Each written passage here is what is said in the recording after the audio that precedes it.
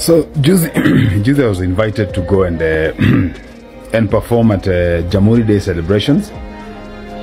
Na nikaitikia wito nikasema, let me go do it. And I know so many guys know my stand when it comes to how things are in the country. And so many were shocked how come nilikubali kwenda kuperform at the Jamhuri Day celebration.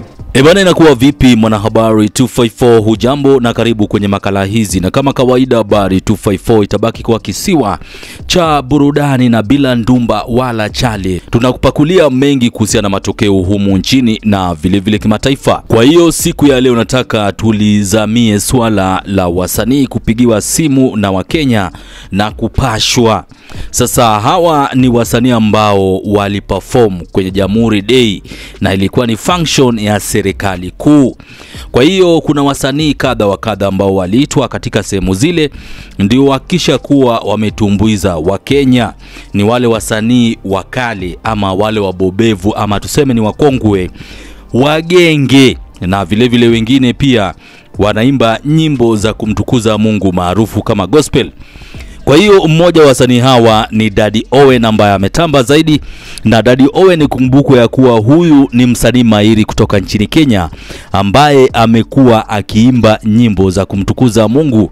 Sasa Daddy Owen anasema kuwa baada ya yeye kutumbuiza katika Jamhuri Day ambapo ni shughuli ambayo ilikuwa juzi, vijana wa majenzis walianza kumpigia simu wakimpasha, wengine pia wanamtusi. Inamaanisha kuwa kuna mtu ambaye alishare namba ya Daddy Owen na ndio ikapelekea vijana hawa kumpasha. Sasa vijana hawa walikuwa wanampasha kwa maana kuna vitu vingi ambavyo vinaendelea nyuma pazia humu nchini, na kuna wengine ambao wanasema kuwa serikali ya William Ruto inazingua zaidi. Kwa hiyo yeyote ambaye ana support serikali hii ni msaliti, wakiwemo hawa wasanii ambao waliperform siku ya Jamhuri Day tarehe 12 Disemba. Na vile vile niliona kama Gidigidi ama Ogidi ambaye pia ni legend anapiga mishe zake pale Radio Jambo pia aliperform, na anasema kuwa kuna majenzis ama wengi ambao walikuwa wanamtumia ujumbe wa kumtusi, wengine wanampasha, wengine wanamfokea, na yeye na anasema kuwa sababu ambazo ilimpelekea kwenda kuperform pale ni ule ulegendari, yani ile hali ya kupenda nchi yake. Kwa hiyo nimekuwekea video hii ya Daddy Owen angalau upate kujua kile ambacho alichokuwa kikisema Daddy Owen kuhusiana na kisa hiki cha majenzis kumsalimia ama kumtumia ujumbe za kumpasha na vile vile kumtusi. Juzi I was invited to go and perform at Jamhuri Day celebrations. Na nikaitikia wito nikasema, let me go do it. And I know so many guys know my stand when it comes to how things are in the country. And so many were shocked how come nilikubali kwenda kuperform at the Jamhuri Day celebration. And I had my own reasons. But najua wase wengi were somewhat really disappointed, some didn't understand, some just jumped to conclusions. And I was like, it's okay, because I know everyone has their own opinion. And the most weird thing that happened is before we just jumped on stage, the whole crew, I remember I started receiving some phone calls while I'm still on backstage. Nangojea nashindwa hizi masimu zote zinatoka wapi.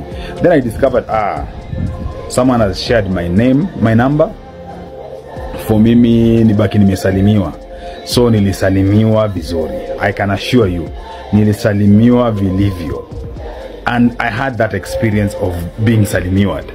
And I remember recently I went to visit my friend Osoro, Mheshimiwa Osoro, and he told me what really happened during that time and how he felt when he was salimiwad, and he told me it's not a good experience. So I thought, it's just a simple thing. And by the way, Kenyans can really salimia you. Na kuambia waswali nisalimia. My phone was off the hook. Ilikuwa inalia every minute. Like if there was any important call that was coming through, msange anga inipata, because guys were calling back to back to a level whereby there's no end between a phone call that imetoka sahi na ingine imeingia, because you couldn't even tell nani amepiga nani hajapiga. So I had to just leave my phone down. But after 1 hour I was like, hey, this is just becoming too much. And I decided, let me just try to pick some phone calls and talk to some guys and listen what they say. So I think the first 10 calls, 10 or 20 calls, I can assure you there was nothing constructive. Ilikuwa tu matusi, matusi and matusi. And matusi zilizidi. They became too much. But I was like, no, let me just listen to these guys. Exactly what's happening and why are they calling me and why are they mbona wananisalimia. So I wanted to meet someone logical and we'd have a discussion. And to be honest, that day I had so many phone calls and I had so many meaningful conversations with some people who were willing to understand exactly what was happening, and some were even advising me, some were even just wanted to talk. And I shared on Twitter on the percentage rate of how I concluded on that conversation, because like 30% ilikuwa tu matusi, 20% ilikuwa some guys who really wanted to have a logical conversation, and then like 20% ilikuwa say tu wanataka tu, well, they were just excited to have my number. They were like, hey Daddy Owen, I have a number. And then like 10 to 15%, like 10% were guys who just wanted nitumie 1,000, nitumie 500, nitumie 200. And there are others who had some genuine concerns, and I had to make sure that nawatumia kakitu, and wengine wanataka tu lunch, nikawatumia lunch. And most of zingine zilikuwa tu ni watu wanakuflash, ukishipikwa na acha. But I decided, hapana, let me just soak this in and be a man and listen to these people. What are they saying? So I had conversation with so many guys. We had received so many calls from Taita. I don't know why, but it was interesting. One of the most interesting phone calls that I received on that day, there's a lady who works in town at the CBD, and she called me and she's like, hey, and I was like, let me just listen to her. And then I waited for her to vent. After venting, I waited for her to just calm down. After calming down, we started a conversation. So she told me so many things about this regime. How can I go and perform? How can I legitimize the regime? And I know what it has done and all that. And I was like, okay, let me just listen to her, because it's good sometimes to listen before you respond. So after all she said, I was like, I asked her, what do you do for a living? And she told me she has a shop in town whereby anauza masuti. And I was like, oh, so you sell suits? And she was like, yeah, at the CBD. And I asked her, so if one day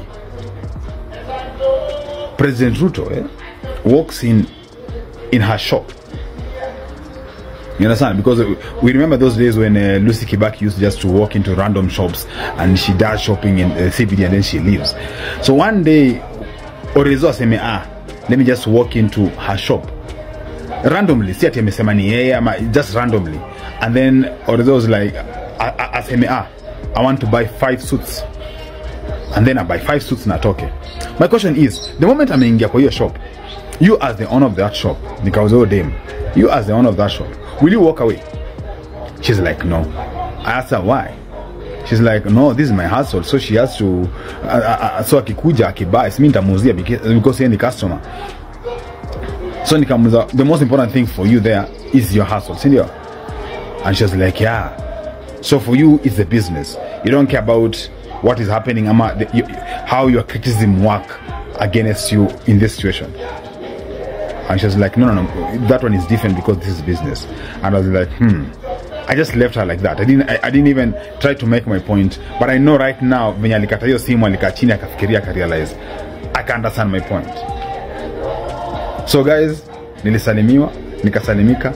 I received more than, I can't even count, more than 1,000 SMSs, WhatsApp messages. We had received so many M-Pesa. I saw a lot of M-Pesa, but it's called bop.